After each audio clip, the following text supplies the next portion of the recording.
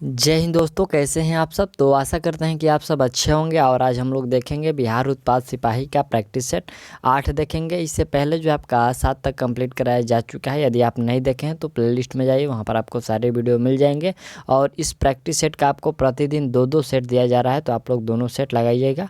और चलिए हम लोग इसको शुरू कर लेते हैं। यहाँ से आपका जो पहला प्रश्न है, कह रहा है कि क्रायोजेनिक इंजनों का अनुप्रयोग कहाँ किया जाता है। तो इसका अनुप्रयोग जो है रॉकेट टेक्नोलॉजी में किया जाता है। ठीक, चलिए अगला हम लोग का ये जो दूसरा प्रश्न है कि सौरमंडल का सबसे गर्म ग्रह कौन सा है। तो सौरमंडल का सबसे गर्म ग्रह जो है आपका वह शुक्र है। ठीक, चलिए अगला जो तीसरा प्रश्न है कि छत्तीसगढ़ उच्च न्यायालय का यहाँ पर पीठ स्थित है। ये जो छत्तीसगढ़ उच्च न्यायालय का पीठ स्थित है, तो यह जो स्थित है आपका बिलासपुर में स्थित है। ठीक, चलिए अगला प्रश्न हम लोग का है कि सूर्य से सबसे निकट ग्रह कौन सा है। तो कौन सा हो जाएगा आपका बुध जो है सबसे सूर्य से निकट है। ठीक, चलिए पांचवा प्रश्न है कि अंतर्राष्ट्रीय मुद्रा कोष का मुख्यालय कहाँ पर स्थित है। तो अंतर्राष्ट्रीय मुद्रा कोष का मुख्यालय वाशिंगटन डीसी और यूएसए में है। ठीक, यानी कि ऑप्शन ए आपका करेक्ट है। चलिए और छठा प्रश्न है कि भारत का सबसे बड़ा एवं सबसे पुराना संग्रहालय कौन सा है। तो सबसे बड़ा और सबसे जो पुराना संग्रहालय है आपका भारतीय संग्रहालय, जो कि कोलकाता में है। ठीक, चलिए अगला प्रश्न हम लोग का है कि जालियांवाला बाग नरसंहार की जांच के लिए कौन सा आयोग नियुक्त किया गया था। देखिए आपको जो जलियांवाला बाग हत्याकांड हुआ था, उसमें जो उसके जांच के लिए कौन सी कमेटी आयोग का जो है नियुक्त किया गया था। तो उसको किया गया था हंटर आयोग का नियुक्ति किया गया था। ठीक, चलिए अगला प्रश्न है कि किस ग्रह के चारों ओर वाला यानी कि रिंग है। तो चारों ओर जो रिंग है आपका शनि ग्रह के है। ठीक, चारों ग्रह के क्या बोलते हैं, शनि ग्रह के चारों तरफ जो है वाला है। अगला जो हम लोग का 9 नंबर प्रश्न है कि दूरसंचार नेटवर्क में उपयोग में आने वाले ऑप्टिकल फाइबर किस सिद्धांत पर कार्य करते हैं। तो इसका जो ऑप्टिकल फाइबर है ये आपको सिद्धांत पर कार्य करते, देखिए यहाँ से ऑप्शन आप देख लीजिए, ये किस पर कार्य करता है। तो हालांकि ये पर है संपूर्ण आंतरिक परावर्तन पर जो है वो ऑप्टिकल फाइबर काम करता है। ठीक, चलिए 10 नंबर यहाँ से प्रश्न है कि फोर्ब्स इंडिया नामक टीम निम्न में से किस खेल में भाग लेती है। ये जो फोर्ब्स इंडिया है, ये किस खेल में किस खेल में जो है भाग लेती है। तो यह भाग लेती है आपको फार्मूला 1 रेसिंग में। ठीक, यानी कि ऑप्शन जो है सी आपका करेक्ट है। और साथ ही साथ अपना जो इसमें स्कोर भी बताते चलेगा कि इसमें आप लोग कितना सही कर पा रहे हैं, क्योंकि आपका जो एग्ज़ाम का समय है उसमें बहुत ही कम समय बचा हुआ है। तो आप लोग इसमें कमेंट करिएगा और अपने बेहतर तैयारी के लिए जो प्रैक्टिस सेट लगाते रहिएगा। और हम लोग का अगला प्रश्न है 11 नंबर है कि पृथ्वी तथा बृहस्पति के मध्य कौन सा ग्रह है। तो इन दोनों के बीच आपका मंगल है। ठीक, चलिए अगला प्रश्न है कि ग्रीनविच किस देश में है। तो ग्रीनविच जो है यह आपको यूनाइटेड किंगडम में। ठीक, अगला प्रश्न है कि CII का पूर्ण रूप यानी कि CII का फुल फॉर्म क्या होता है। तो इसका फुल फॉर्म होता है confederation of India institute industry होता है, इंस्टीट्यूट नहीं इंडस्ट्री। ठीक, confederation of Indian industry, option जो ए आपका राइट आंसर है। ठीक, चलिए 14 नंबर हम लोग का प्रश्न है कि भारत सरकार का प्रथम कानून अधिकारी किसे कहा जाता है। तो प्रथम कानून अधिकारी भारत का महान्यायवादी को कहा जाता है। ठीक है, आपका ऑप्शन जो है बी करेक्ट है। और अगला प्रश्न हम लोग का 15 नंबर है कि 1901 में प्रकाशित पुस्तक property and on British rule India के लेखक कौन है। तो इस पुस्तक के लेखक हैं दादा भाई नौरोजी। ठीक है, आपको याद रखना है property and on British rule in India के लेखक दादा भाई नौरोजी हैं। अगला प्रश्न हम लोग का यहाँ से 16 नंबर कह रहा है कि अनजाजे, यहाँ पर जूलियन अनसाजे है। ठीक है, जूलियन अनसाजे ने किस संकेत स्थल की निर्मित की। तो उन्होंने किया था यहाँ पर विकीलीक्स, यह जो विकीलीक्स एक स्थल है, इसी को आपको ये निर्मित किए थे। ठीक, चलिए अगला प्रश्न है कि पृथ्वी की अपेक्षा चंद्रमा का द्रव्यमान कितना है। तो पृथ्वी की अपेक्षा चंद्रमा का जो द्रव्यमान है 1/80 है। ठीक, कितना है 1/80। चलिए अगला प्रश्न है कि मध्य प्रदेश स्थित प्रसिद्ध सांची स्तूप का निर्माण किसने करवाया था। तो इसमें जो सांची स्तूप का निर्माण करवाया गया था अशोक के द्वारा करवाया गया था। ठीक, चलिए अगला प्रश्न हम लोग का है कि निम्न में से कौन सा कथन सत्य है। पहला है कि कर्क रेखा मुंबई से होकर गुजरती है, और दूसरा है कि भारतीय मानक समय तय करने वाली देशांतर रेखा 82.5 डिग्री जो है नई दिल्ली से होकर गुजरती है। तो इसमें कौन कौन से कथन आपको सही है और कौन कौन से गलत है।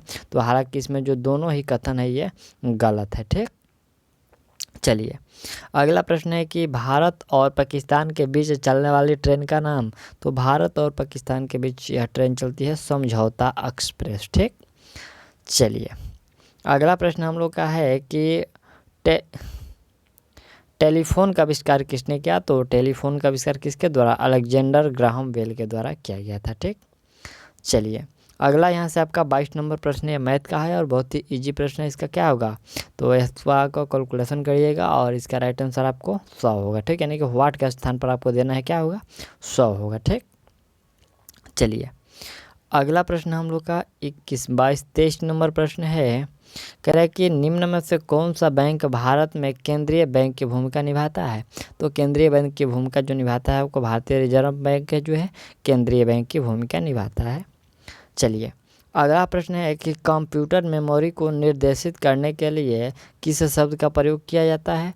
तो प्रयोग किया जाता है सीपीयू का। ठीक, प्रश्न के कंप्यूटर मेमोरी को निर्देशित करने के लिए किस शब्द का उपयोग किया जाता है, तो सीपीयू का। ठीक, अगला प्रश्न है कि भारत की जनगणना 2011 के अनुसार किस राज्य का लिंग अनुपात सबसे कम है। सबसे लिंग अनुपात जो कम है वह है आपका हरियाणा का लिंग अनुपात सबसे कम है। ठीक, चलिए अगला प्रश्न हम लोग का है कि अजमेर में किस सूफी संत की दरगाह है। तो अजमेर में जो दरगाह है वह आपका मेयुनुद्दीन चिश्ती का दरगाह है। ठीक, चलिए अगला प्रश्न है कि प्रश्न कि छत्तीसगढ़ राज्य कब अपने अस्तित्व में आया था। ठीक, छत्तीसगढ़ कब बना था, तो यह जो है 1 नवंबर 2000 को छत्तीसगढ़ अपने अस्तित्व में आया था, या कि इसका निर्माण हुआ था। ठीक, और ये जो है 26वां राज्य बना था। ठीक, चलिए अगला प्रश्न यहाँ से हम लोग का जो 28 नंबर है, तो ये मैथ का प्रश्न है। आप लोग इसको सॉल्व करिएगा और इसका राइट आंसर आपको होगा जो 90,001 होगा। कितना होगा, 1 दहाई सैकड़ा हज़ार 10,000, तो यानी कि 90,001 कर लीजिएगा। ठीक, पूछा गया है कि यदि 6 अंकों की सबसे छोटी संख्या में से 4 अंकों की सबसे बड़ी संख्या को घटाया जाए तो क्या उत्तर होगा। तो आपका राइट आंसर 1 कर लीजिएगा। ठीक, अगला यहाँ से हम लोग का 29 नंबर प्रश्न है कि भारत के संविधान सभा के अध्यक्ष कौन थे। तो संविधान सभा के अध्यक्ष थे डॉक्टर राजेंद्र प्रसाद। ठीक, चलिए अगला प्रश्न है आपका 30 नंबर है और इसका राइट आंसर आपको 5.6% कर लीजिएगा। चलिए अगला प्रश्न है कि रूस की मुद्रा का क्या नाम है। रूस की मुद्रा का आपका नाम बताना है, तो वह है रूबल। रूस की मुद्रा क्या है, रूबल। चलिए 32 नंबर जो प्रश्न है कि गोलकुंडा किला किस राज्य में स्थित है। तो गोलकुंडा किला जो है आपको तेलंगाना में है। राइट आंसर बी कर लीजिए। अगला प्रश्न है कि राज्यसभा का कार्यकाल कितना होता है। तो देखिए राज्यसभा का जो कार्यकाल होता है वो आपको अस्थायी होता है, अस्थायी होता है। ठीक, राज्यसभा का जो कार्यकाल होता है ये आपको अस्थायी होता है। या कि देखिए जो संविधान के अनुच्छेद 83 के 1 के अनुसार जो राज्यसभा एक अस्थायी सदन है जिसका कभी विघटन नहीं होता है। इसके सदस्यों का जो कार्यकाल होता है वो 6 साल का होता है। तो आपको याद रखना है उसके सदस्यों का जो है कार्यकाल 6 वर्षों का होता है और जो राज्यसभा का कार्य होता है वो अस्थायी होता है। ठीक, चलिए अगला यहाँ से हम लोग का 34 नंबर प्रश्न है, पूछा गया कि अभाज्य संख्या कौन सी नहीं है। तो आपका राइट आंसर क्या होगा, इसमें जो है संख्या नहीं है। ठीक, चलिए यहाँ से आपका 35 नंबर प्रश्न है। 35 का राइट आंसर आप लोग क्या कर लीजिएगा, यहाँ पर 4991 कर लीजिएगा। ठीक, चलिए अगला प्रश्न हम लोग का है कोरबा अतिताप संयंत्र किस राज्य में स्थित है। तो कोरबा अतिताप जो संयंत्र है यह है आपको छत्तीसगढ़ में है। ठीक, चलिए 37 नंबर जो हम लोग का प्रश्न है तो इसका राइट आंसर आपका 12 होगा। और नेक्स्ट जो प्रश्न है हम लोग का कि निम्न में से किस प्रकार की अर्थव्यवस्था में व्यक्ति उत्पादन के कारकों का स्वामी होता है। तो उत्पादन के कारकों का जो स्वामी होता है यह है आपको पूंजीवादी स्वामित्व में। ठीक, चलिए अगला प्रश्न है कि क्षेत्रफल के अनुसार भारत विश्व का डॉट डॉट डॉट सबसे बड़ा देश है। ठीक, क्षेत्रफल की दृष्टि से देखा जाए तो भारत विश्व का सबसे बड़ा देश कौन से नंबर पर है, तो इसका नंबर है 7वां। ठीक, चलिए अगला प्रश्न है कि ब्रॉडवे, अगला जो यहाँ से हम लोग का 41 नंबर प्रश्न कह रहे हैं कि नवरत्न सार्वजनिक क्षेत्र कंपनी को महारत्न की प्रतिष्ठा पाने के लिए विगत 3 वर्षों में उस कंपनी का जो टर्नओवर है वो कितना होना चाहिए, तो उसका जो टर्नओवर है आपको 25,000 करोड़ होना चाहिए। ठीक, आप लोग राइट आंसर डी कर लीजिएगा, 25,000 करोड़ इसका टर्नओवर होना चाहिए। और नेक्स्ट जो प्रश्न हम लोग का है कि निम्नलिखित में से किन किन भाषाओं को भारतीय संविधान के 8वीं अनुसूची में शामिल किया गया है। ठीक, 8वीं अनुसूची में कौन किन सी भाषाओं को शामिल किया गया है, तो आपका राइट आंसर होगा कोंकणी और डोंगरी भाषा को जो है 8वीं अनुसूची में शामिल किया गया। ठीक, चलिए अगला प्रश्न है कि भूकंप का अध्ययन करने वाले विज्ञान की शाखा को क्या कहते हैं, तो भूकंप के अध्ययन को कहते हैं यहाँ पर सिस्मोलॉजी कहते हैं। ठीक, चलिए अगला जो प्रश्न हम लोग का 44 नंबर प्रश्न है, प्रश्न कह रहा है कि कंप्यूटर कंपनी एप्पल के संस्थापक का नाम बताना है। कंप्यूटर कंपनी एप्पल के संस्थापक का नाम क्या है, तो यहाँ पर स्टीव जॉब्स नाम है उनका। ठीक, क्या नाम है, स्टीव जॉब्स। अगला प्रश्न हम लोग का है कि निम्न में से मानव शरीर की सबसे छोटी हड्डी कौन सी है, तो मानव शरीर की सबसे छोटी हड्डी की बात करें तो रकाब है। ठीक, मानव शरीर की सबसे छोटी हड्डी रकाब है। ठीक, और ये जो रकाब हड्डी है तो ये आपको कान की हड्डी है। ठीक, कहाँ की हड्डी है, कान की हड्डी है। अगला प्रश्न हम लोग का है कि पश्चिमी घाट का दक्षिणतम दर्रा क्या कहलाता है, तो पश्चिमी घाट का जो दक्षिणतम दर्रा है यह आपको पालघाट दर्रा कहलाता है। ठीक, चलिए अगला प्रश्न है 47 नंबर, ये मैथ का प्रश्न है। इसका राइट आंसर आप लोग 95 डिग्री, यहाँ पर कोण डी का मान ज्ञात करना था तो 95 डिग्री होगा। ठीक, चलिए इससे 48 नंबर जो प्रश्न है कि बेमेल को चुनना है। इसमें आपको लंदन है, पेरिस है, न्यूयॉर्क है और कैनबरा है। तो इसमें देखिए जो बेमेल होगा वह आपका न्यूयॉर्क होगा। न्यूयॉर्क जो है किसी भी देश का राजधानी नहीं है, यह क्या शहर है। ठीक, चलिए अगला प्रश्न है कि भारतीय रेलवे के 2 क्षेत्रीय मुख्यालय कोलकाता शहर में स्थित है, वे 2 क्षेत्र कौन कौन से हैं, तो वह 2 जो क्षेत्र है वह है आपके पूर्व रेलवे एवं दक्षिण पूर्व रेलवे है। ठीक, पूर्वी रेलवे और जो है दक्षिण पूर्व रेलवे दोनों जो है कोलकाता में ही स्थित है। चलिए अगला प्रश्न हम लोग का है कि मानव रक्त का रंग लाल क्यों होता है, ये मानव रक्त का जो रंग है लाल क्यों होता है, तो इसका कारण है कि हीमोग्लोबिन के उपस्थिति के कारण। ठीक, चलिए अगला प्रश्न है कि भारत के किस राज्य या केंद्र शासित प्रदेश में पवित्र तीर्थ स्थल अमरनाथ स्थित है। ये जो अमरनाथ स्थित है कहाँ पर है, ये आपको उत्तरांचल में है। ठीक, चलिए अगला प्रश्न हम लोग का 52 नंबर प्रश्न है कि हॉटमेल ईमेल सेवा के संस्थापक हैं। यहाँ पर हॉट ईमेल सेवा के संस्थापक कौन है, तो आपका राइट आंसर होगा सबीर भाटिया है। ठीक, चलिए नेक्स्ट प्रश्न है कि निम्नलिखित में से कौन सा कथन सत्य है, तो इसमें आपका जो है कि भारत का राष्ट्रीय पशु सिंह है, भारत का राष्ट्रीय पक्षी कबूतर है, और भारत का जो राष्ट्रीय फूल है वो गुलाब है, और भारत का राष्ट्रीय वृक्ष जो है वो बरगद है। इसमें से कौन सा कथन सत्य है। ठीक, कौन सा सत्य आपको लग रहा है, तो इसमें सत्य जो है आपका भारत का राष्ट्रीय वृक्ष जो है बरगद है, यह सत्य है, और बाकी सब जो है ये गलत है। ठीक, चलिए अगला प्रश्न हम लोग का 54 नंबर जो प्रश्न कह रहा है कि गोल्डन फ्लिस का, यहाँ पर गोल्डन फ्लिस का देश किसे कहा जाता है, तो देखिए इसका गोल्डन फ्लिस का देश आपको जॉर्जिया को कहा जाता है। ठीक, अगला प्रश्न हम लोग का है कि सन 1857 के विद्रोह का एक कारण था राज्य अपहरण की नीति को लागू करने वाला व्यक्ति कौन था। ठीक, प्रश्न है कि 1857 के विद्रोह का एक कारण था कि जो राज्य अपहरण की नीति को लागू करने वाला व्यक्ति कौन था, तो देखिए यह जो लागू किया गया था लॉर्ड डलहौजी के द्वारा लागू किया गया था। ठीक, राज्य हड़प की नीति। ठीक, चलिए अगला प्रश्न है कि निम्न में से किसे लाल ग्रह कहते हैं, तो लाल ग्रह आपको मंगल को कहा जाता है। ठीक, चलिए अगला प्रश्न है कि बुलंद दरवाज़ा कहाँ पर स्थित है, तो बुलंद दरवाज़ा जो है यह फतेहपुर सीकरी में स्थित है। और अगला प्रश्न है कि निम्न में से कौन सा छत्तीसगढ़ राज्य में स्थित नहीं है, ठीक। छत्तीसगढ़ राज्य में स्थित कौन सा नहीं है, तो आपका राइट आंसर होगा जो बांधवगढ़ वन्य जीव अभयारण्य है, ये छत्तीसगढ़ में नहीं है। ये जो बांधवगढ़ है आपको मध्य प्रदेश में, ठीक।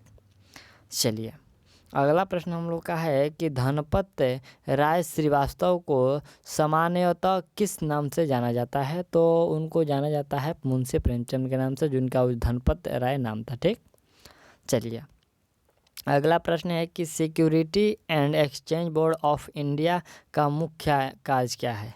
Security and exchange board of India का मुख्य कार्य क्या है, तो इसका जो मुख्य कार्य होता है वह होता है कि स्टॉक बाजार में निवेशकों के हितों की रक्षा करना, यही इसका कार्य है, ठीक। चलिए अगला प्रश्न हम लोग का यहाँ से प्रश्न है कि निम्नलिखित को सुमिलित करना है। जैसे कि एक तरफ आपका राज्य का नाम है और उसमें आपको राजधानी दिया गया, ठीक। तो देखिए यहाँ पर सुमिलित करना है जी, निम्न में से कौन सा सुमिलित है, सिर्फ इसमें आपको कौन सा जो है सुमिलित है, ठीक। जैसे कि मणिपुर का शिलोंग, मेघालय का कोहिमा, सिक्किम का इम्फाल और यहाँ से आपका मिजोरम का जो है आइजोल, कौन सा सही है, तो आपका मिजोरम का आइजोल ही सही है, बाकी सब जो है यहाँ पर गलत है, ठीक। मणिपुर का क्या होता है, इम्फाल होता है, आपको याद रखना है, ये मणिपुर का इम्फाल हो जाएगा। और मेघालय का कहाँ होता है, तो मेघालय का शिलोंग होता है। और सिक्किम का कहाँ होता है, सिक्किम का गंगटोक होता है, ठीक। चलिए अगला प्रश्न यहाँ से हम लोग का है कि निम्न में से किस कंपनी ने ई चौपाल नामक ग्रामीण बाजारी श्रृंखला की शुरुआत की है, तो ई चौपाल आपको याद रखना है, यह शुरू किया गया था ITC के ज़रिए शुरू किया गया है, ठीक। चलिए अगला यहाँ से हम लोग का प्रश्न जो 63 नंबर प्रश्न है, प्रश्न कर है कि डॉक्टर BR अम्बेडकर की जीवनी पर बनाई गई सिनेमा में किस व्यक्ति ने उनके चरित्र की भूमिका निभाई है, तो उनके चरित्र की जो भूमिका निभाया गया है वह निभाए थे मामूट्टी के द्वारा। मामूट्टी के द्वारा जो है डॉक्टर भीमराव अम्बेडकर की जीवन चरित्र पर भूमिका उनके द्वारा निभाया गया है। और चलिए अगला प्रश्न हम लोग का जो 64 नंबर प्रश्न कह रहा है कि इग्लू क्या है, ठीक। इसमें आपको बताना है कि इग्लू क्या है, तो इग्लू जो है टुंड्रा प्रदेश के निवासियों द्वारा निर्मित ठोस बर्फ का एक क्या होता है गुंबदाकार घर होता है, जिसको इग्लू कहते हैं, ठीक। कहाँ का, तो ये आपको टुंड्रा प्रदेश के निवासियों का, ठीक। चलिए अगला प्रश्न हम लोग का है कि सिखों के 10वें एवं आखिरी गुरु कौन थे, तो सिखों के 10वें और आखिरी गुरु गुरु गोविंद सिंह थे, ठीक। चलिए अगला प्रश्न यहाँ से आपका 66 नंबर जो प्रश्न है यह कह रहा है कि निम्न में से कौन सा न्यूटन का यहाँ पर गति का प्रथम नियम है, ठीक। गति का प्रथम नियम, तो देखिए प्रत्येक वस्तु एक समान गति की अवस्था में तब तक रहती है जब तक कि उस पर कोई बाहरी बल कार्य ना करे, जब तक वो समान अवस्था में रहती है, ठीक। ये जो है न्यूटन का प्रथम गति का नियम है। चलिए अगला प्रश्न आपका है कि निम्न में कौन सा सरकार का अंग नहीं है, जैसे कि विधायिका है, कार्यपालिका है, प्रसार माध्यम और न्यायपालिका है, कौन सा नहीं है, तो ये प्रसार माध्यम जो है ये नहीं है, ठीक। चलिए अगला प्रश्न है कि रियो ओलंपिक 2016 में खेलों का कुल संख्या कितनी थी, तो उस समय खेलों की जो कुल संख्या थी 28 थी, ठीक। चलिए अगला प्रश्न है कि गदर पार्टी के मुख्य नेता कौन थे, तो गदर पार्टी के मुख्य नेता लाला हरदयाल थे। अगला प्रश्न हम लोग का 70 नंबर है कि यहाँ पर रिक्त स्थान है, वो कह रहा है कि पत्तियों को हरा रंग प्रदान करता है एवं प्रकाश संश्लेषण के लिए प्रकाश का अवशोषण करता है। इसमें क्या होगा, तो इसमें आपका रिक्त स्थान में होगा कि क्लोरोफिल। क्या होगा, क्लोरोफिल जो होता है पत्तियों का हरा रंग प्रदान करता है और प्रकाश संश्लेषण का अवशोषण करता है, ठीक। चलिए यहाँ से आप लोग ऑप्शन भी देख लीजिए क्या है, यहाँ से आपका क्लोरोप्लास्ट यानी कि क्लोरोफिल है कि ऑप्शन जो डी में है, ठीक। चलिए अगला प्रश्न हम लोग का है कि निम्नलिखित में से कौन सा ग्रैंड स्लैम टेनिस खेल प्रतियोगिता का भाग है। ग्रैंड स्लैम टेनिस खेल प्रतियोगिता का इसमें से कौन सा एक भाग है, तो वह जो है कि विंबलडन, ये जो विंबलडन है यह आपका स्लैम टेनिस खेल प्रतियोगिता का एक भाग है, ठीक। चलिए अगला प्रश्न है कि विश्व की सबसे लंबी नदी कौन सी है, ठीक। विश्व की सबसे लंबी नदी की बात करें तो वह आपका नील नदी है, ठीक। चलिए, अगला प्रश्न है कि भारत का मैनचेस्टर किसे कहा जाता है? तो भारत का मैनचेस्टर किसको, यहाँ से आपका अहमदाबाद को कहा जाता है। अगला प्रश्न देख लीजिए, यहाँ से 74 नंबर जो प्रश्न है ये क्या कह रहा है, थोड़ा सा हम लोग इसको पहले जूम कर लेते हैं। ठीक, पहला इसमें स्टेटमेंट है कि देखिए, हमें शुरू में कह रहे हैं कि भारत सरकार अधिनियम 1858 के विषय में कौन सा कथन सही है। ठीक, पहला कथन है कि इस अधिनियम ने ईस्ट इंडिया कंपनी के शासन को समाप्त कर दिया। दूसरा है कि इस अधिनियम के प्रावधानों के अनुसार ब्रिटेन की महारानी सीधे तौर पर इस उद्देश्य के तहत नियुक्त एक मंत्री के माध्यम से भारत पर शासक करेगी। यहाँ पर भारत पर शासक करेगी। तो इसमें कौन सा कथन आपको बताना है कि सही है। तो हालांकि इसमें जो दोनों कथन है वो आपका सही है। ठीक, चलिए, अगला 75 नंबर जो प्रश्न है कि वायुमंडल में सर्वाधिक प्रचुर मात्रा में पाई जाने वाली गैस, तो कौन सी गैस है? आपका नाइट्रोजन जो है ये आपको सबसे प्रचुर मात्रा में पाई जाती है। अगला प्रश्न लीजिए, यहाँ से आपका प्रश्न है कि एक उत्तल लेंस की शक्ति का पता लगाइए यदि छवि का जो गठन लेंस से 10 सेंटीमीटर की दूरी पर होता है, जब वस्तु को लेंस के दूसरे पक्ष पर ऑप्टिकल केंद्र से 40 सेंटीमीटर की दूरी पर रखा गया है। तो आपको क्या करना है, उस लेंस की शक्ति आपको ज्ञात करना है। ठीक, और उस लेंस की शक्ति क्या होगा, 12.5 डाईऑप्टर होगा। कितना होगा, 12.5 डाईऑप्टर होगा। ठीक, ये आपको न्यूमेरिकल वाला प्रश्न है। अगला प्रश्न है कि विद्युत प्रतिरोध की इकाई क्या है? तो विद्युत प्रतिरोध की जो इकाई होती है वो आपको ओम होती है। चलिए, अगला प्रश्न है कि टेस्ला डॉट की एक इकाई है। तो जो टेस्ला है आपको चुंबकीय प्रेरणा की एक इकाई है।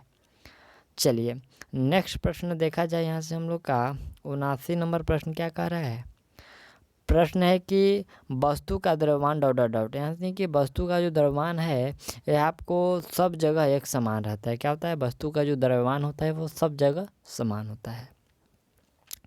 अगला प्रश्न देखा जाए 80 नंबर की वायु की आर्द्रता किससे नापी जाती है, यानी कि डॉट से मापी जाती है। तो आपका करेक्ट आंसर होगा कि हाइग्रोमीटर से, आपको याद रखना है, हाइग्रोमीटर से नापी जाती है। चलिए, अगला 81 नंबर प्रश्न जो है कह रहा है कि 4 विकल्पों में से आपको शुद्ध को छांटना है। जैसे कि इसमें ये हिंदी का प्रश्न है, 81 नंबर से जो आपका स्टार्ट हो रहा है, तो हिंदी का प्रश्न कह रहा है कि यहाँ पर देखिए, आकाशवाणी से यह समाचार कहा गया। दूसरा है कि आकाशवाणी से यह समाचार सुनाया गया। तीसरा है कि आकाशवाणी से यह समाचार प्रसारित किया गया। और चौथा है कि आकाशवाणी से यह समाचार बताया गया। तो कौन सा इसमें आपको सही लग रहा है?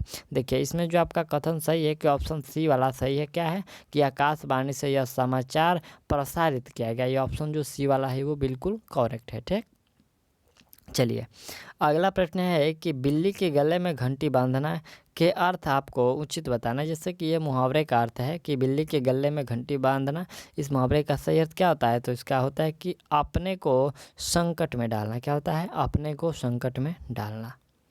चलिए, अगला प्रश्न है कि जमीन आसमान एक करना, मुहावरे का अर्थ बताना है।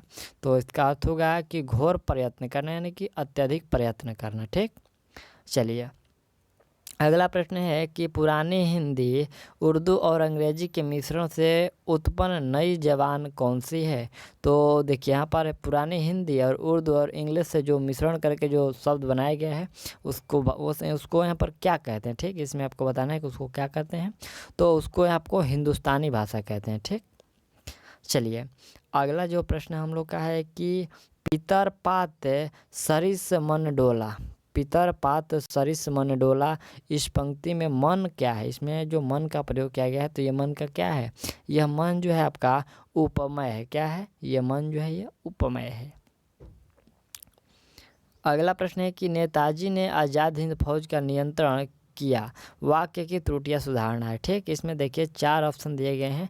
यहाँ पर आपको कौन सा सही है, ठीक है। इसमें आपको नेताजी ने आज़ाद हिंद फौज का नियंत्रण किया, इस वाक्य में त्रुटियाँ सुधार है। इस चारों में से एक जो त्रुटि है वो सही दिया गया, कौन सा सही दिया गया है? तो देखिए इसमें जो शुद्ध दिया गया है कि नेताजी ने आज़ाद हिंद फौज का नेतृत्व किया, ये जो ऑप्शन ए वाला है बिल्कुल सही है, ठीक है। नियंत्रण किया, ये इसमें नेतृत्व कर दिया गया, ठीक। तो यही आपका सही है और बाकी इसमें भी 3 जो है ये गलत है, ठीक। चलिए अगला यहाँ से हम लोग का प्रश्न है 87 नंबर। देखिए प्रश्न क्या कर रहा है कि यद्यपि वह बीमार था परंतु वह मेला गया, वाक्य की त्रुटियां सुधारना है। इसमें आपको त्रुटियां सुधारना है कि वह बीमार था लेकिन मेला गया। तो इसमें देखिए इसमें जो सही होगा कि यद्यपि वह बीमार था तथापि वह मेला गया, यानी कि ऑप्शन सी वाला इसमें आपको करेक्ट होगा, ठीक। चलिए अगला प्रश्न देख लीजिए। यहाँ पर भी प्रश्न है कि निम्नलिखित वाक्यों को ध्यान से पढ़े और तय करें कि यहाँ पर कौन से हिस्सों में त्रुटि है। जैसे कि देख लीजिए यहाँ से यहाँ तक आपको यह दिया गया है पहले। तो इसमें कह रहा है कि तेनालीराम ने कहीं सुनी था कि एक जो दुष्ट आदमी साधु का वेश बनकर लोगों को अपने जाल में फंसा लेता है, ठीक। इसमें कहाँ पर त्रुटि है? तो इसमें त्रुटि देखिए है कि एक दुष्ट आदमी साधु, क्या होगा कि एक दुष्ट आदमी साधु, यही जो है आपका गलत है, ठीक। इसमें क्या होना चाहिए कि एक दुष्ट जो लिखा गया है ये दुष्ट का मीनिंग गलत लिखा गया। जैसे कि दुष्ट कैसे लिखते हैं, दुष्ट जो लिखते हैं दु और ये स और फिर ये स होता है, ठीक। तो दुष्ट ऐसे लिखा जाता है, ना कि यहाँ पर दुष्ट में ये स होता है। तो इसीलिए यहाँ पर ये दुष्ट वाला जो है वो गलत हो गया है, ठीक। चलिए अगला 89 नंबर है कि हिंदी साहित्य का यहाँ पर लब्ध प्रतिष्ठित कृति कामायनी के रचनाकार कौन है? तो कामायनी के रचनाकार हैं आपको जयशंकर प्रसाद, ठीक। चलिए अगला प्रश्न है कि जो शब्द क्रिया की विशेषता बताए उसे क्या कहते हैं? तो जो शब्द क्रिया की विशेषता बताए उसे क्रिया विशेषण कहते हैं, यानी कि ऑप्शन जो आपका ए है वो करेक्ट है, ठीक। तो चलिए हम लोग यहाँ से जो 90 नंबर तक प्रश्न था कंप्लीट कर लिया और ये 10 जो प्रश्न आपका हिंदी के है तो आप लोग सॉल्व करिएगा। और ये जो हम लोग का प्रैक्टिस तो ये सेट 8 था और आप लोग कमेंट करिए कि इसमें आप लोग कितना सही कर पाए हैं। तो मिलते हैं अगले वीडियो में सेट आपको 9 में, तब तक के लिए थैंक्स और ऑल दी बेस्ट।